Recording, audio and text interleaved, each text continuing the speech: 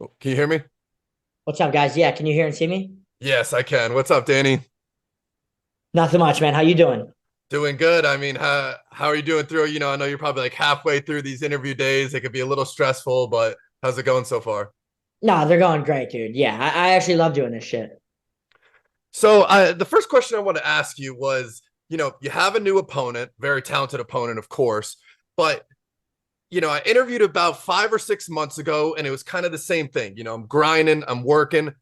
How do you prevent yourself from like getting burnt out during this process of just nonstop training, nonstop working hard, fighting towards something? Yeah, the first things first is your mindset. I don't view it as a grind. I hate when I leave the gym and people are always like, "Oh yeah, stay grinding, get after that grind." This shit's not a grind to me because I fucking love it. I don't really get burnt out is because my true love is fighting. I could see how people do get burnt out and do view it as a grind if they don't really enjoy it. But there's really not many things better in life to me than going to the gym and learning how to be a better mixed martial artist and beating the shit out of somebody. So with me, every day I wake up super fucking stoked to go to practice. I wake up happy. I already have energy right out of the bed because I'm so excited to get to the best gym in the world, American Top Team. You never know who's going to be there, whether it's superstars or the best fighters on the planet.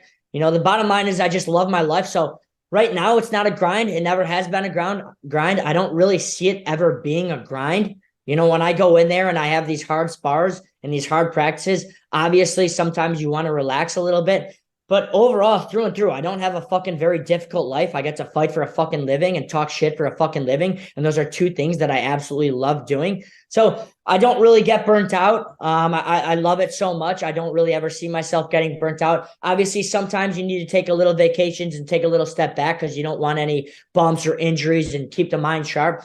But the fact of the matter is, if I take too much time off, I'll fucking lose my mind. I'll go start a fucking bar fight when I'm drunk with my boys because I haven't fought in a while. It's better for me to be in the gym. So I think that's always how I'll be, and that's always how I've been. And so luckily the fight day is approaching very quickly. And this could be a very cliche thing to say, but I truly believe that Magomed is the best opponent you've faced thus far. And I know, not every one of your opponents you're very complimentary of, but what are your thoughts of him? And do you have respect for him as a fighter? Yeah, no respect for him, not at all. I think he's pretty good. Compared to me, I don't think he's very good. This is actually a stylistic matchup where it's gonna make me shine even brighter.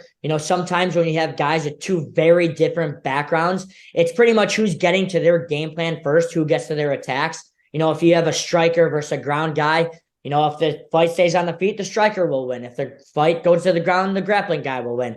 The good thing about this fight is we're very similar as we're both kind of grapplers with good stand up, but I'm just better everywhere. If he wants to stay on the feet, he's not much of a good striker, so I'll outstrike him. And we all know how good my grappling is. If he wants to take to the ground because that's where he's most comfortable, man, this guy's fucking grappling can't keep up with my grappling. So I think this is a fight where I impose my will. I kick the shit out of him. I keep the pace high. I punish him. I beat the shit out of him. And then eventually, whether it's the end of the second or beginning of the third round, he gets a little desperate. He starts going for broke, starts throwing more of his spinning attacks more than he already does. And he's going to need a finish. And then once you really go for the finish, you kind of have massive explosions. And that's when you get very tired. And then the stress will start pouring in. And then my elbows will start fucking pouring in. And that's just amazing for me. Every time I can get these guys tired, it's obviously good for me. And that's something that's going to happen in this fight is I'm just going to impose my will on him and I'm just going to do damage to his fucking face. And so you already kind of like touched on it, but that is something that happens a lot in MMA, right? You get two grapplers and you guys have different grappling styles, but it suddenly becomes a kickboxing match. So do you think this is an opportunity for you to show everyone, hey, I'm not just a grappler. I have evolved my striking. Yeah, absolutely. The thing is, when I go into all of these fights, I visualize it on the feet. The problem is these guys suck so much, they leave so much openings to be taken down. If he wants to have a stand-up match, then he's got to show me something. You can't just fucking give me your legs and show that I can take you down at will because I'm going to fucking do that. I'm not an idiot. At the end of the day, I'm an MMA fighter. I'm not a boxer. I'm not a kickboxer. These guys that just want to stand and bang, why the fuck didn't you go to boxing? Because you're not fucking good enough for boxing. So you went to MMA. That's a different story for a different day. But with this fight coming up, I hope that it is a stand-up war because his stand-up's not good. He does spin a lot, so guys get a little bit cautious, get a little bit tempted because you have to respect that. You know, you can generate a lot of force and a lot of momentum when you spin because if it does connect, your lights probably are going out. But, you know, if he wants to keep it a stand-up match, I'm way faster than him. I'm way more conditioned than him. I'm taller than him, so I'm lengthier than him. So maybe it will be a stand-up match. Maybe it'll be a ground match. I don't really know. You know, I'm not a guy that I have an absolute game plan where if shit hits the fan, I'm shit out of luck. I have a game plan set in place that I have with my coaches, but we think, you know, more in terms of if that doesn't happen, who gives a shit? We're better everywhere. We'll fucking go to the ground if he doesn't want to go to the ground. If he doesn't want to stand on the feet, then we'll stand on the feet. You know, more so of making him uncomfortable. I'm a big believer in causing stress on the opponent, hence the mental warfare before the fight. But if I can impose so much stress on him and get him tired, I'm just going to open the floodgates and make it very bloody in Tokyo. And yeah, speaking of Tokyo, it's one of the biggest benefits of MMA, right? You get to travel all around the world. How cool is it for you to be able to go to a different country, fight for, you know, in front of a different culture, a different fan base, and just the whole experience that it's going to bring?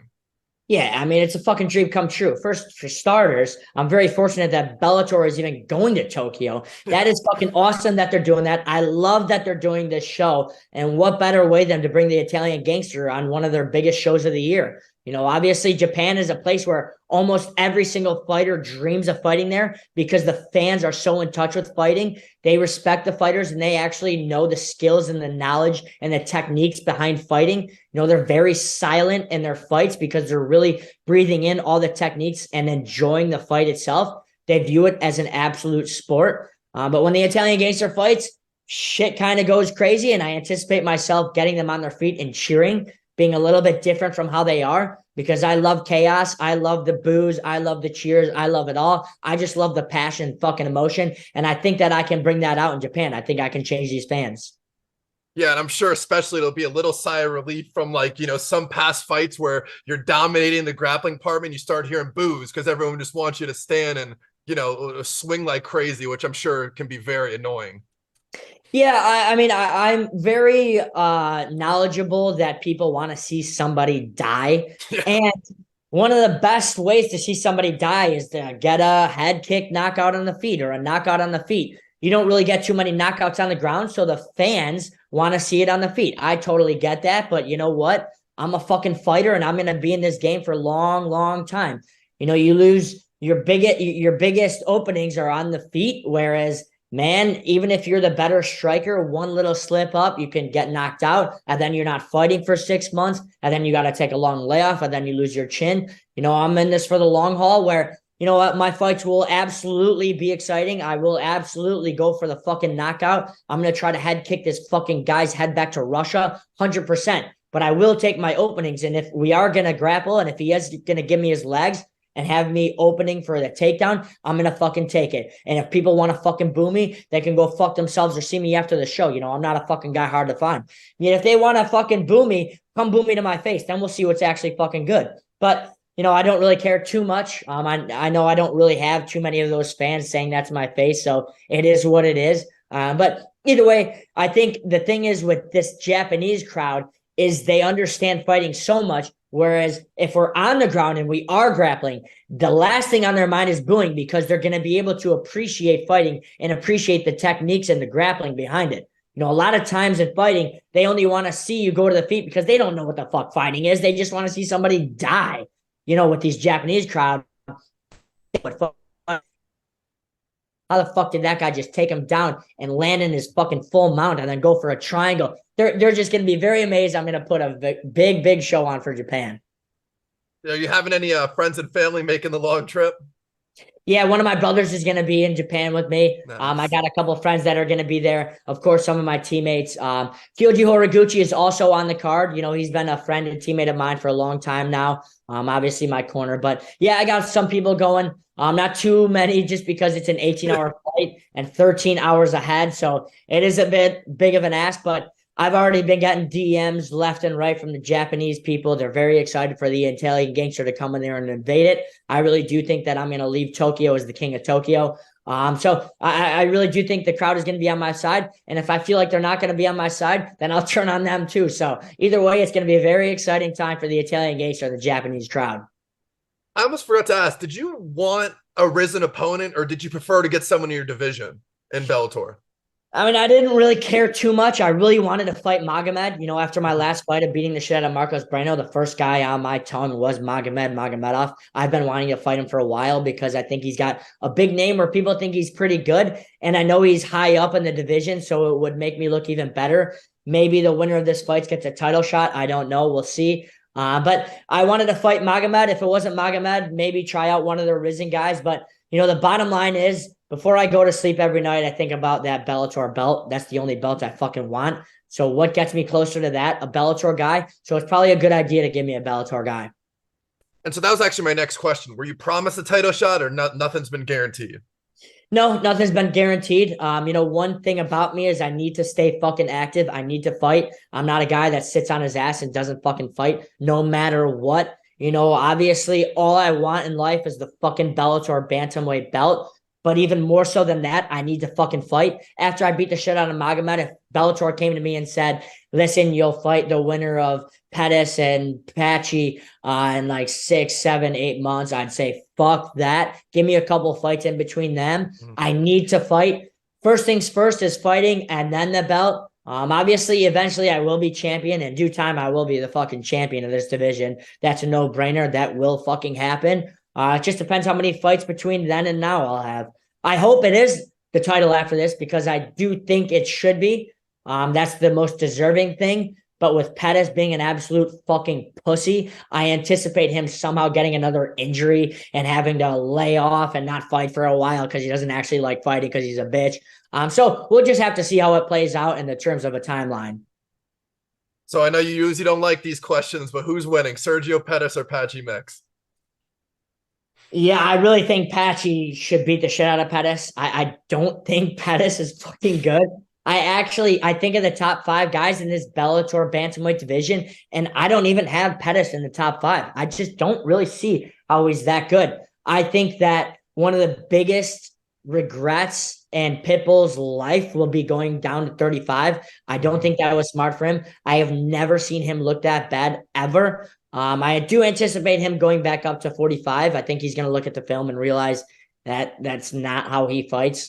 If you're losing to a guy like Sergio Pettis, you did something wrong. So I think he's going to be going back up to 45. I think that Patchy is going to beat Pettis, but if for some reason Pettis does beat Patchy, then bring on Pettis. If Patchy does beat Pettis, bring on Patchy. It doesn't fucking matter to me.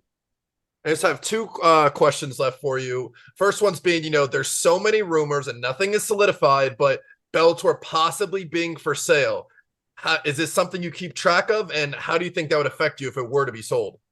Yeah, I don't really know what's going on in the business end of that. I try to stay clear from that. That doesn't matter. That's just unneeded stress, your unneeded thoughts. Who fucking knows what's going on? It doesn't really matter to me. I love Bellator. I'll always be Bellator till the day I die.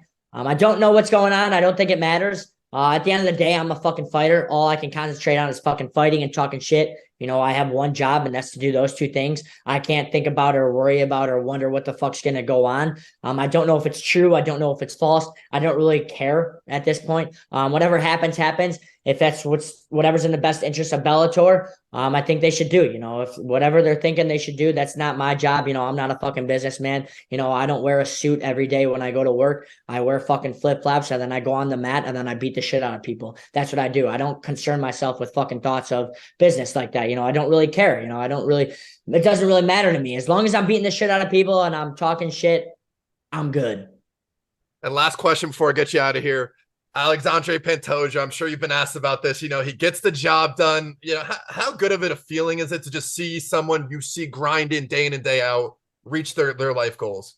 Yeah, he's the shit. I was so fucking ecstatic when he won that belt. Obviously, he's a teammate. He's been a teammate of mine for a while now. But not only that, he's got an insane story, and he's one of the nicest guys in the gym. He's very not selfish. He's a guy that he had his title fight coming up, and he was helping me after practice with a few things, showing me some jiu-jitsu things that he's learned over the years. And it's just awesome because he fights before me, yet he's making the time to, just stay after and help these guys.